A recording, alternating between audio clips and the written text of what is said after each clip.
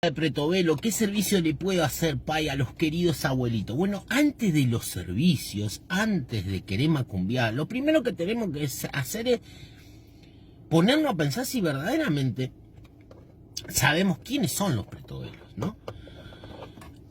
Porque no me venga con que son los abuelitos machucaditos, es decir, el ANSES o el PAMI afro, ¿no? Que nos visita a nosotros.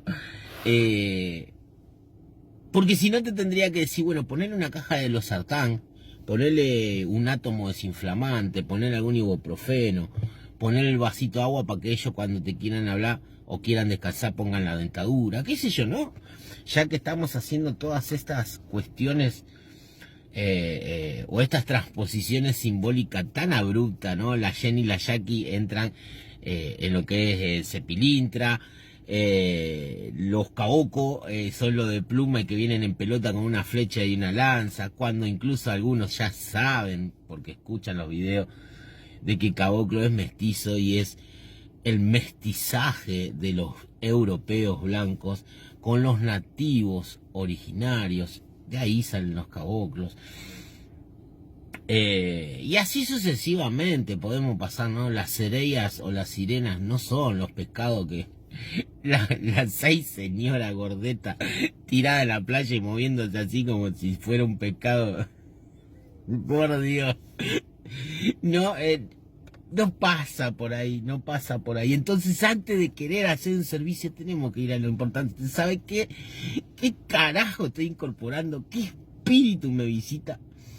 Uy, sí, no, es un pretovelo. Ok, ¿estás seguro? ¿Sabés que ese espíritu es eso? ¿Sabés que ese espíritu es un viejito que... O sea, hacete estas preguntas que son sanadoras, te van a llevar a un montón de lugares muy reales, ¿no? Hacete trabajo, que esto es del espiritismo, pero esto es muy bueno. Cuando vos, por ejemplo, incorporás a un Eshu y te llega un capapreta, por ejemplo, y es un capapreta porque siento la capa y esto y el otro. Bueno, vos traete de la religión, traete de la doctrina, traete de todas las líneas, de todo el cuadernito Gloria que te hicieron comer y pregúntate, diáloga, interpelás espíritu. Vos sos eso de verdad. Vos sos ese caballero que iba y que era muy elegante, iba en un caballo en el siglo XV o XVI y se enamoró de una princesa y de repente para defenderla se cayó del caballo y quedó herido y lo mataron, pero él volvió como... No, preguntale vos esas cosas. Entonces ahí vamos conociendo los espíritus que portamos, si bien pertenecen a un misterio puntual, pero de ahí a que mi pretovelo sea el abuelito que le duele la columna y venga a sanar así, entonces bueno, tendríamos que andar todos con una rama de ruda pegada atrás de la oreja, ¿no? Y todas estas cuestiones, le ponemos caramelito de café, entonces el pobre lo viejito, le hacemos un arroz con leche porque no tiene mucha dentadura, entonces que coma el pretovelito. O pensamos, ¿no? Que son los castigados y los cagados a palos, digo. Nobleza obliga, yo tendría que, antes de decirte qué agrado, qué servicio le podés dar a este maravilloso misterio de nuestra querida Umbanda, tendría que tomarme el tiempo para explicarte más o menos con autores. La última ponencia en la universidad trabajamos 18 autores, así que imagínate, para hablar sencillamente de varios puntos del sincretismo africano en Brasil y de todo y cómo se fue dando, porque tuvimos que definir qué es sincretismo para tantos autores, de qué se habla cuando se habla de sincretismo, y así sucesivamente. En un ambiente académico universitario vos no podés tirar y guitarrear y pasar por alto, porque no le estás hablando a estúpido, le estás hablando a personas hiper mega 30 veces más formadas que vos. Entonces, cuando te interpelan, cuando te debaten, cuando te critican o cuando te hablan y te preguntan y te dicen: por favor, Daniel Costa, usted puede ampliar tal o cual autor, ahí tenés que ampliar. Bueno, puedes decir, sí, no, lo que pasa es que cuando yo en el templo en el 75 estaba...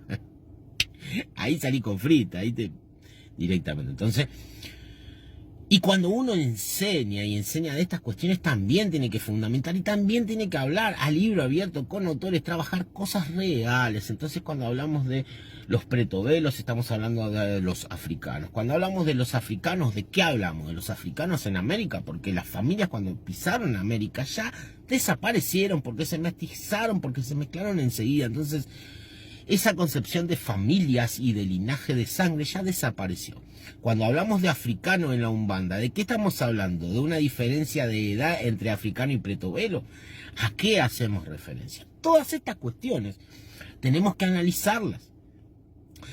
Tenemos que analizarlas y tenemos que verlas. Cuando ves a alguien de color en, por ejemplo, Brasil, con sus pelos o peinados característicos, entonces, y no es que son africanos porque los ve parecidos, ya no son africanos, son mestizos, son mezclas, tienen linaje y descendencia afro, pero también nativa o también europea. Entonces ya no existen los afros puros en el Brasil, salvo que te venga uno de Nigeria ahora en el vuelo, ¿no es cierto? Y se venga a vivir al Brasil y bueno, ahí por lo pronto, si no viene con su matrimonio, con sus hijos y con su linaje, también va a ser mestizo. Entonces tenemos que abordar desde otro lado esta cuestión, ¿no?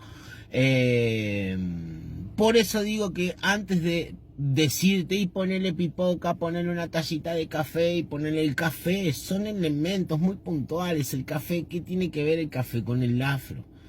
¿Sí?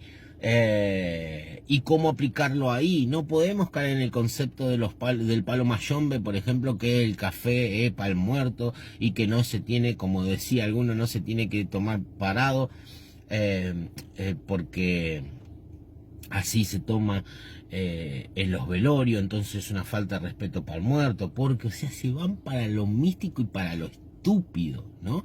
Tenemos que conceptualizar el café simbólicamente, qué pasa en la comunidad afro o en esa época, siglo XVI, XVII, puntualmente siglo XVIII y XIX, con el tema del café y el movimiento que hizo en la producción y cómo desplazó la producción de azúcar y el lugar que ocupó en la economía y en la expansión del territorio de Brasil en esa época. Entonces tenemos que poner cada elemento en su lugar para poder definirlo y poder explicarlo realmente.